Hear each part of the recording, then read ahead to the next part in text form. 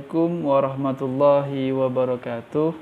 Bersyukur kita kepada Allah atas segala nikmat yang telah Allah berikan sehingga kita dapat bertemu kembali pada hari yang berbahagia ini.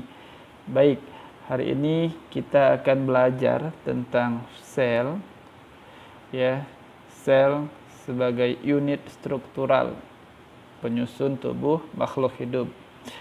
Mari sama-sama kita simak agar apa-apa yang menjadi tujuan dari pembelajaran kita hari ini dapat tercapai. Oke, mohon diperhatikan, fokus, serius. Oke.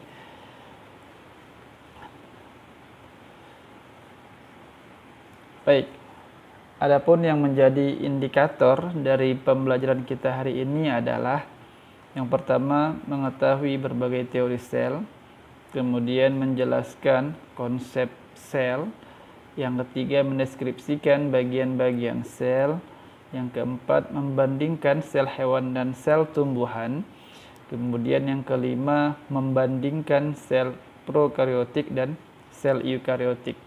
Jadi ada 5 hal yang ingin kita dapatkan pada pembelajaran kita hari ini. Oke, saya teruskan. Kita mulai dari teori-teori sel.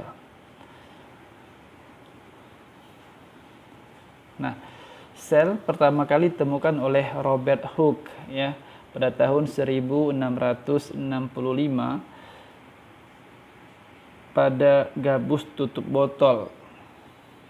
Jadi pada gabus tutup botol itu si Robert Hooke melihat ada seperti bilik-bilik kecil ya, kamar-kamar kecil yang disebut dengan selula. Sehingga ia juga merupakan orang yang pertama menyebut istilah sel. Jadi istilah sel itu pertama kali dikemukakan oleh Robert Hooke ya. Yang kedua, ada Matthias Claydon and Theodor Schwann. Mereka menyatakan bahwa sel merupakan kesatuan struktural terkecil makhluk hidup.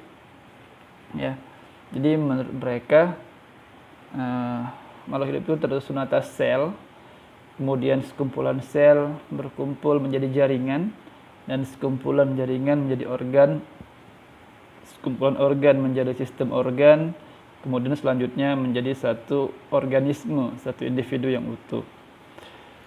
Yang ketiga, ada Max Kutz.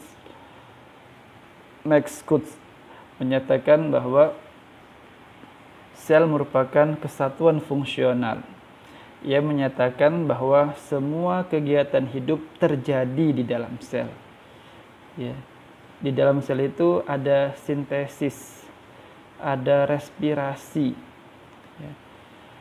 Ada proses mencerna bahan makanan, sehingga aktivitas sel itu mempengaruhi fungsi kerja dari organ-organ tubuh. Selanjutnya ada Rudolf Virchow pada tahun 1858. Beliau menyatakan bahwa satuan terkecil dalam reproduksi adalah sel. Setiap sel berasal dari sel sebelumnya. Ya, jadi beliau ini menyatakan bahwa setiap sel berasal dari sel sebelumnya. Ya, omne cellula cellula. Itu ungkapan populer dari Rudolf Virchow. Sel berasal dari sel sebelumnya. Selanjutnya ada René Dutroux ya, menyatakan bahwa sel merupakan kesatuan pertumbuhan. Individu mengalami pertumbuhan karena selnya bertambah banyak dan bertambah besar. Nah, jadi ia menyampaikan bahwa sel merupakan kesatuan pertumbuhan.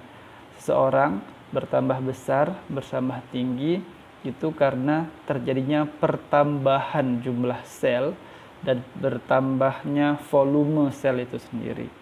Maka sel merupakan kesatuan pertumbuhan. Semakin banyak pertumbuhan, artinya semakin banyak sel-sel baru yang menyebabkan seseorang itu bertambah besar. Selanjutnya ada Edmund B. Wilson menyatakan sel merupakan kesatuan hereditas. Apa itu hereditas? Pewarisan sifat. Sifat keturunan terdapat pada kromosom dan kromosom terdapat pada inti sel. Ya, jadi ini diwariskan melalui sperma. Sel sperma mengandung kromosom, kemudian ada sel ovum dari sana diwariskan. Jadi sel sperma dan ovum itulah yang terus mewarisi sifat induk kepada keturunannya. Nah, lantas apa itu sel? Kalau dari paparan tadi, beberapa teori-teori sel, kita dapat merangkum seperti ini. Sel adalah unit struktural, fungsional, dan hereditas terkecil pada tubuh makhluk hidup. Ya, jadi unit struktural, fungsional, dan hereditas terkecil pada tubuh makhluk hidup. Nah, perlu diketahui bahwa tubuh makhluk hidup itu tersusun atas satu buah sel atau banyak sel. Mengapa? Karena ada makhluk hidup yang tubuhnya hanya satu sel. Apa misalnya? Bakteri, apalagi amuba, paramecium, dan seterusnya. Mereka hanya satu buah sel saja dan hidup, ya. Sebagian lagi banyak sel, seperti manusia, hewan, tumbuhan, kita tersusun atas banyak sel. Nah, makhluk hidup yang hanya terdiri atas satu sel disebut makhluk hidup monoseluler atau uniseluler. Artinya apa? Satu buah sel. Sedangkan makhluk hidup yang terdiri atas banyak sel disebut makhluk hidup multiseluler. Ya, banyak sel. Saya lanjutkan. Sekarang kita ingin melihat bagian-bagian sel secara umum. Ada dinding sel di sana, ada membran plasma, ada sitoplasma, retikulum endoplasma, ribosom, kompleks Golgi, lisosom, mitokondria, kloroplas, sitoskeleton, nukleus, vakuola, sentrosom, ya, dan seterusnya. Banyak sekali. Itu secara umum saja. Nanti kita akan lihat perbedaannya sel hewan, sel tumbuhan, serta sel prokariotik dan eukariotik. Nah, ini perhatikan. Ini contoh dari sebuah sel hewan. Nah, organ-organ yang tadi kita sebutkan di atas, sekarang kita bisa melihatnya dalam satu buah sel utuh. Perhatikan, ada mitokondria, ada sentriol, ribosom, lisosom, nukleus, nukleolus. Apa itu nukleolus? Ya, anak inti, ya, nukleolus. Golgi kompleks atau badan Golgi, dan seterusnya. Jadi dalam satu sel itu rumit sekali, ya, kompleks sekali ternyata. Nah, sekarang kita lanjutkan.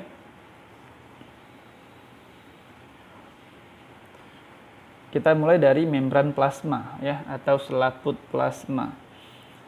Nah, perhatikan, membran plasma ini dia membatasi bagian dalam sel dengan lingkungan luarnya. Ya, dia di tepi, ya, terdapat pada sel hewan dan sel tumbuhan ini. Strukturnya merupakan dua lapis lipid menyelubungi sel. Lipid itu lemak, ya. Jadi kalau kita perhatikan di gambar, dia seperti roti, ya, roti lapis. Perhatikan ada bacaan phospholipid bilayer, bilayer, dua lapis fosfolipid, fosfat dan lemak, fosfolipid. Jadi struktur itulah yang membatasi sel dengan lingkungannya. Nah, apa fungsinya? Fungsinya adalah mengatur keluar masuknya zat ke dalam sel. Jadi tidak sembarangan zat boleh masuk, ya. Ada mekanisme tersendiri yang dijalankan oleh membran plasma untuk mengatur zat masuk dan zat yang dikeluarkan. Yang kedua, ada sitoplasma. Sitoplasma itu apa? Sito itu sel, plasma itu cairan. Jadi sitoplasma adalah cairan dalam sel. Sitoplasma merupakan cairan sel yang dibungkus oleh membran plasma. Di dalam sitoplasma terdapat membran intrasel. Nah, di dalamnya tadi ada lagi yang namanya membran intrasel. Intra itu di dalam, yang membungkus organel sel. Misalnya membran yang membungkus mitokondria, kloroplas, lisosom, dan seterusnya. Nah, kalau kita tadi kembali ke gambar yang di awal, kita melihat ya, ada mitokondria itu dia ada selaputnya lagi ya, selaput di luar mitokondria. Itu namanya membran intrasel. Nah, cairan-cairan yang terdapat di antara organel sel itu disebut dengan sitoplasma, ya. Wilayah antara membran plasma dengan membran inti itu adalah wilayah sitoplasma. Kita lanjutkan. Sekarang kita masuk ke retikulum endoplasma, RE. Nah, retikulum endoplasma ini dia merupakan saluran-saluran yang dibentuk oleh membran retikulum endoplasma. Nah, terdapat dua macam RE, dua macam retikulum endoplasma. Ada yang retikulum endoplasma kasar, ya, dia kasar karena dia ditempeli atau mengandung ribosom, sehingga fungsinya adalah sebagai tempat sintesis protein. Ada juga satu lagi RI halus, retikulum endoplasma halus. Dia tidak mengandung ribosom, fungsi utamanya adalah sebagai tempat sintesis lipid. Apa itu lipid? Ya, lemak. Sintesis lemak. Jadi yang kasar sintesis protein, kalau RI halus fungsi utamanya untuk sintesis lemak. Kita teruskan. Ada lagi yang namanya ribosom, ya. Saya percepat ya. Nah, ribosom itu organel tidak bermembran. Jadi tidak ada selaput yang membungkusnya. Dia tidak punya membran. Ditemukan pada semua sel. Jadi ribosom ditemukan baik pada sel hewan, sel tumbuhan, juga pada sel prokaryotik dan sel eukaryotik. Ya, apa fungsinya? Fungsi utamanya adalah untuk sintesis protein.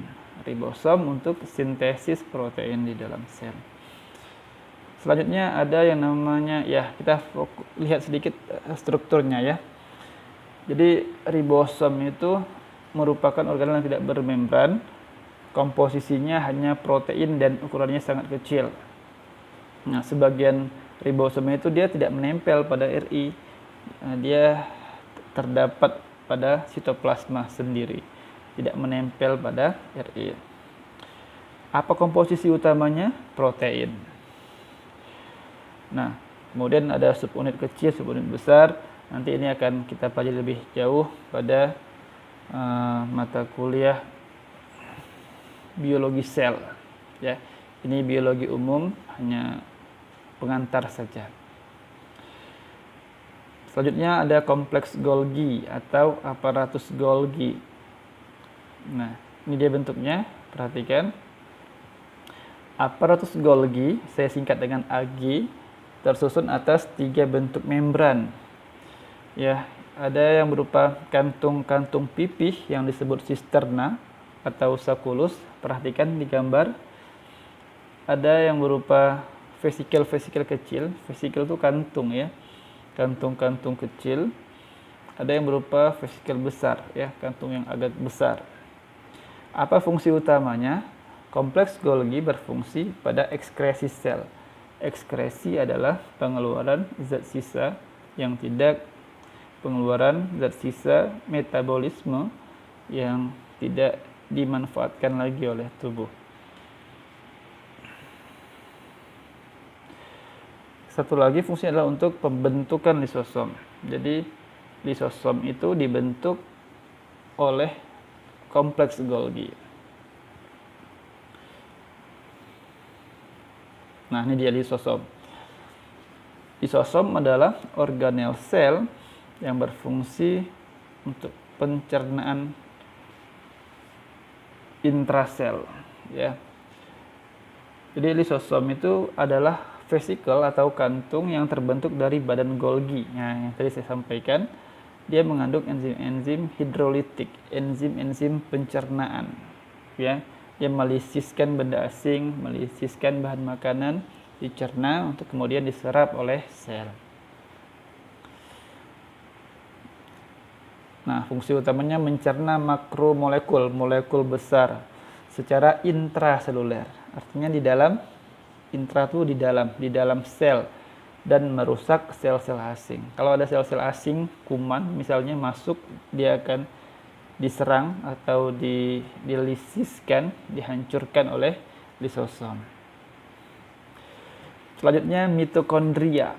Ya, organel mitokondria ini dia memiliki ciri khas, yaitu memiliki DNA sendiri. Jadi DNA itu pada sel umumnya terdapat pada inti sel. Namun ada beberapa organel yang dia khas, ya. Salah satunya mitokondria, dia memiliki DNA sendiri. Kemudian dia memiliki membran ganda. Fungsi utamanya apa? Sebagai tempat produksi energi, ya. Respirasi seluler terjadi di mitokondria untuk menghasilkan energi yang digunakan sel. Jadi dia sebagai tempat produksi energi di dalam sel. Namanya mitokondria. Selanjutnya ada kloroplas. Nah, kloroplas ini umumnya ditemukan pada sel tumbuhan, benar. Sel tumbuhan. Nah, ada bagian-bagiannya di sini, ada seperti tumpukan-tumpukan uang logam, ya. Satu uang logam itu namanya tilakoid. Setumpuk tilakoid disebut dengan grana, ya, atau granum. Nah, kemudian ada bagian yang berupa cairan disebut dengan stroma. Nah, kloroplas ini mengandung pigmen, ya, klorofil dan pigmen-pigmen lainnya yang berfungsi pada fotosintesis. Nah, peranan pigmen yang ada di dalam kloroplas yakni untuk menangkap cahaya matahari yang selanjutnya akan diubah menjadi energi kimia, ya. Ini khas pada tumbuhan. Kemudian ada sitoskeleton. Apa arti skeleton? Rangka. Sito, sel. Jadi nama lainnya sitoskeleton adalah rangka sel. Ini kita lihat, perhatikan. Merupakan rangka sel yang memberi dan memelihara bentuk sel. Nah, dia terdiri atas mikrotubulus, mikrofilamen, dan intermediate filamen. Kita lihat gambarnya. Perhatikan. Ya. Ini mikrofilamen. Ya. Kemudian intermediate filamen, terakhir mikrotubulus. Nah, mikrotubulus, perhatikan, mikrotubulus itu tubulus itu seperti tabung, ya, yang besar. Intermediate dia sudah agak lebih halus, dan yang paling halus adalah mikrofilamen. Filamen itu seperti helaian, seperti benang, ya. Filamen. Nukleus. Apa ini nukleus? Inti sel. Ya, betul. Inti sel. Di dalam nukleus ini terdapat yang namanya nukleolus, ya, anak inti. Juga terdapat kromatin. Nah, kromatin itu nanti dia akan menebal, memendek menjadi kromosom. Intinya apa? Di inti sel itu adalah tempat terdapatnya materi genetik yang dapat diwariskan dari induk kepada keturunannya.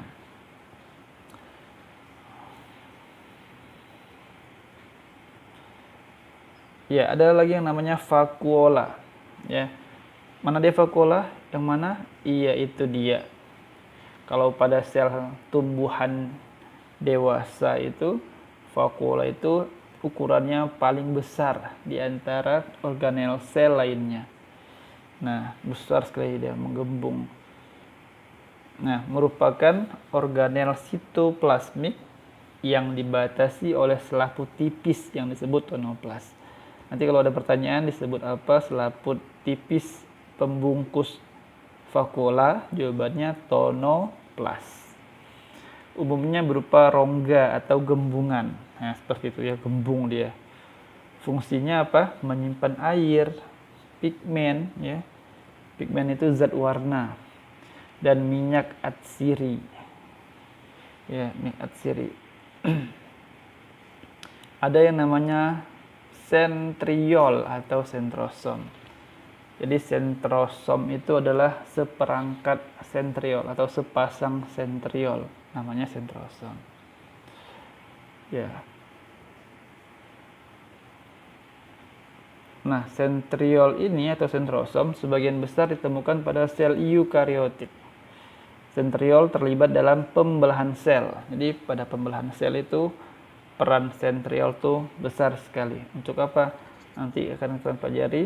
Dia untuk menarik benang-benang gelendong, membuat benang-benang gelendong ya, benang-benang pembelahan.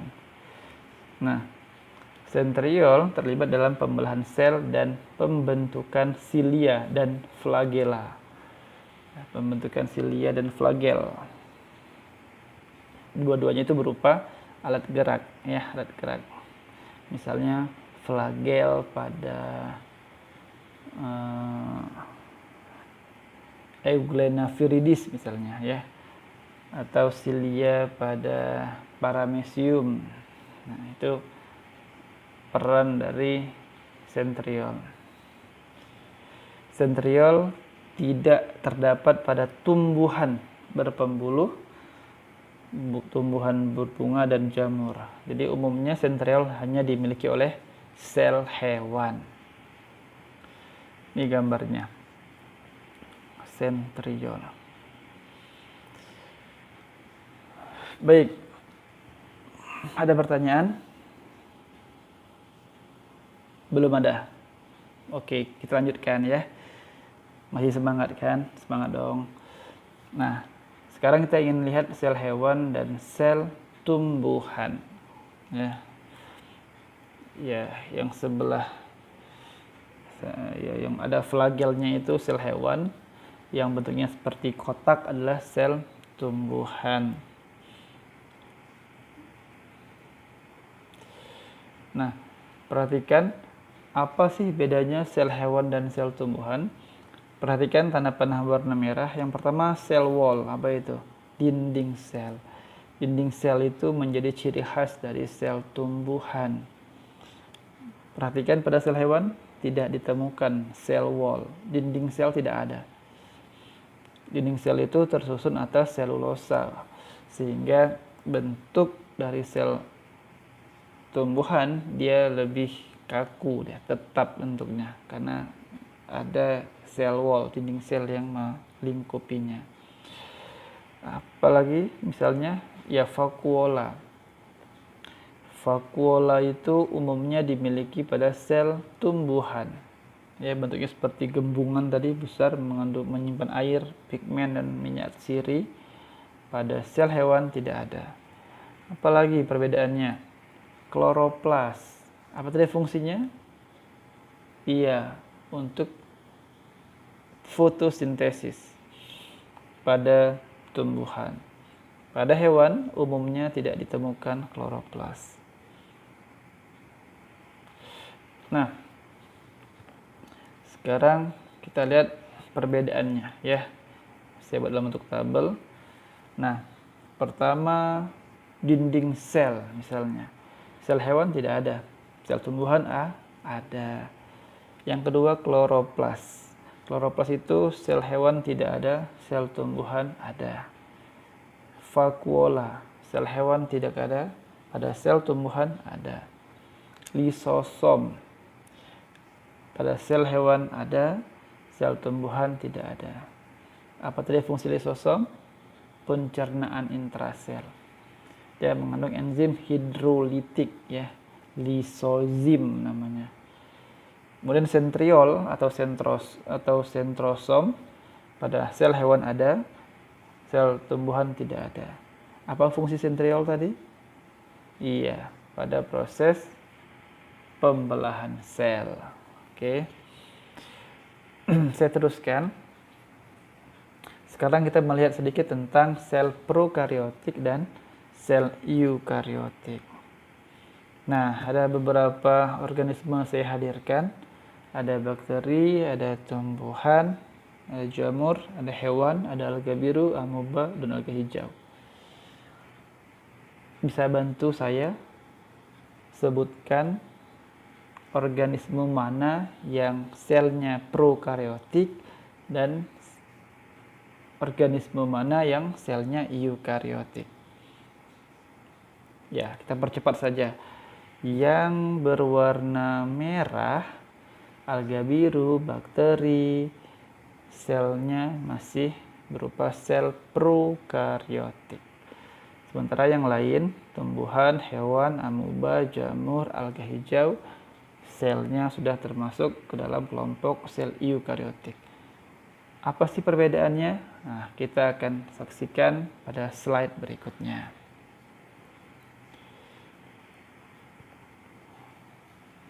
Nah, prokariotik ya, ingat karion itu artinya inti. Nah, sel prokariotik dia tidak mempunyai membran inti atau selaput inti atau dinding inti. Nama lainnya apa? Karioteka. Dia nggak punya. Sehingga tidak mempunyai batas yang jelas antara sitoplasma dan nukleoplasma. Nukleoplasma adalah cairan sel, sitoplasma adalah cairan sel, nukleoplasma adalah cairan inti sel. Sehingga bercampur dia ya, tidak ada batasan yang jelas. Kenapa? Karena tidak punya membran inti. Kemudian sel prokariotik ini tidak memiliki sistem endomembran, sehingga dia tidak memiliki organel bermembran. Pada sel prokariotik kita tidak menemukan mitokondria, kita tidak menemukan badan Golgi, kita tidak menemukan kloroplas. Semua organel yang bermembran tidak ditemukan pada sel prokariotik. Nah, sekarang kita lihat apa saja sih struktur sel prokariotik. Di sana masih ada yang namanya dinding sel, ya, sel wall masih ada. Membran sel ada. Nah, ada mesosom. Mesosom ini fungsinya mirip seperti mitokondria, ya, menghasilkan energi. Mesosom merupakan pelekukan membran sel ke arah dalam. Prokariotik nggak punya mitokondria sebagai penghasil energi, maka mereka fungsi itu diganti oleh mesosom. Dialah penghasil energi pada sel prokariotik. Ada sitoplasma, ada ribosom, dan ada materi inti berupa DNA dan RNA. Nah, sekarang perhatikan yang eukariotik. Eukariotik ini dia sudah memiliki membran inti. Jadi sel eukariotik mempunyai membran inti sehingga ada batas yang jelas antara sitoplasma dan nukleoplasma. Nanti kita akan lihat gambarnya ya. Selanjutnya, sel eukariotik memiliki sistem endomembran. Artinya sel-sel eukariotik dia memiliki organel bermembran, misalnya tadi mitokondria, kloroplas, aparatus Golgi, dan lain-lain.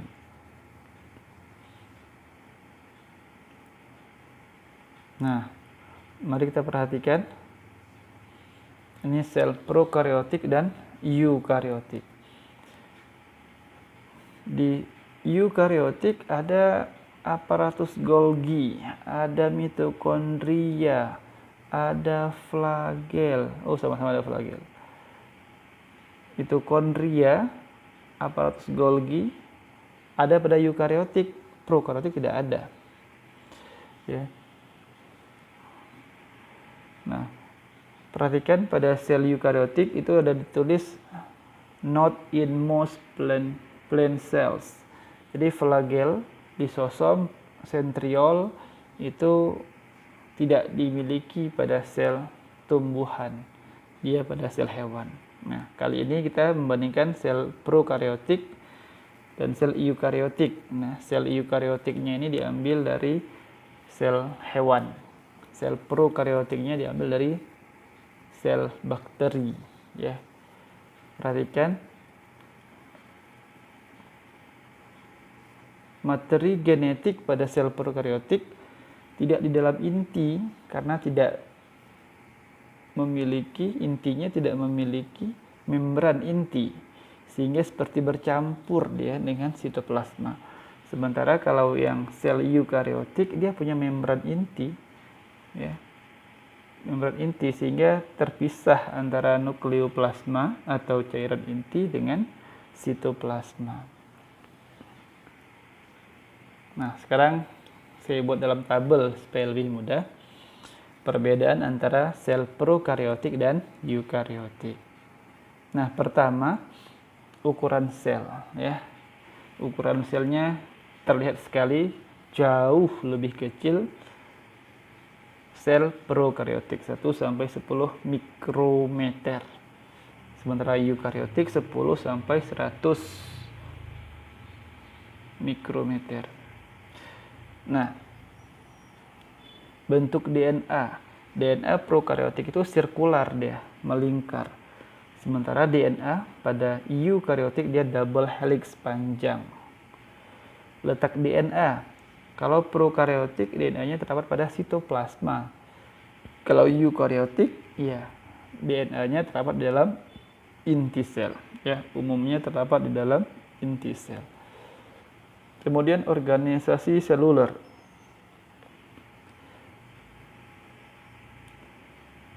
Umumnya prokariotik itu berupa uniseluler atau monoseluler. Dia berupa satu sel. Tapi kalau eukariotik umumnya multiseluler, tersusun atas banyak sel. Sel-sel dengan tugas yang berbeda-beda. Dari segi sitoplasma, pada prokariotik tidak ada sitoskeleton, tidak ada rangka sel. Sementara yang eukariotik, sitoskeletonnya tersusun dari filamen protein. Adalah prokariotik itu tidak memiliki sitoskeleton, tapi eukariotik punya, ya, punya sitoskeleton atau rangka sel. Selanjutnya pembelahan sel. Nah, pada sel prokariotik sel itu biasanya membelah secara langsung. Nama lainnya pembelahan biner. Misalnya pada bakteri. Kalau eukariotik dia melalui fase-fase tertentu. Ada yang namanya mitosis dan pembelahan meiosis. Nah, selanjutnya keadaan RNA dan protein. Pada sel prokariotik, RNA dan protein itu disintesis pada beberapa kompartemen, ya, pada beberapa bagian. Kalau pada sel eukariotik, sintesis RNA atau pembentukan RNA terjadi dalam nukleus. Protein disintesis dalam sitoplasma. Jadi RNA-nya itu di dalam nukleus, sementara protein disintesis dalam sitoplasma. Tapi kalau pada prokariotik, RNA dan protein disintesis pada beberapa kompartemen, pada beberapa bagian, ya. Yang terakhir, contoh organisme. Kalau prokariotik itu contohnya bakteri dan cyanophyta, ya, alga biru atau ganggang biru. Kalau eukariotik contohnya adalah protista, ya, protista fungi atau jamur, tumbuhan dan hewan. Ada yang tahu apa itu protista? Kingdom protista. Ya, protista itu adalah kelompok mikroorganisme yang mirip hewan dan tumbuhan. Nanti di sana ada yang mirip hewan, misalnya kelompok protozoa, amoeba, paramecium, flagellata, plasmodium. Kemudian ada protista mirip tumbuhan, alga merah, alga coklat, alga hijau, dan seterusnya. Nah, baik, materi kita sudah cukup ya. Ada kuis untuk Anda. Yang pertama, jelaskan minimal 2 teori sel. Yang kedua, uraikan pengertian sel menggunakan bahasamu sendiri. Ya, pengertian sel menggunakan bahasa sendiri. Yang ketiga, sebutkan minimal 5 bagian sel beserta fungsinya masing-masing. Yang keempat, jelaskan perbedaan antara sel hewan dan sel tumbuhan. Yang kelima, uraikan perbedaan antara sel prokariotik dan sel eukariotik. Tentu semua jawabannya ini mudah, ya. Pertanyaannya mudah, jawabannya sudah ada di video ini. Maka silakan diperhatikan videonya baik-baik dengan seksama, kemudian dijawab. Nah, cara jawabnya bagaimana? Cara jawabnya bukan diketik, bukan dikirim ke email saya, bukan. Tapi Anda merekam video Anda menjawab pertanyaan ini. Jawabannya itu secara lisan, secara verbal. Anda berbicara, menjawab pertanyaan-pertanyaan yang ada, Anda rekam dalam bentuk video, kemudian kirim ke saya. Ya, boleh kirim melalui Telegram di grup kita. Ya. Baik, saya kira materinya sudah selesai. Silakan dikerjakan tugasnya. Ya, nanti sebelum pertemuan minggu depan itu dikumpulkan. Demikian, terima kasih. Assalamualaikum warahmatullahi wabarakatuh.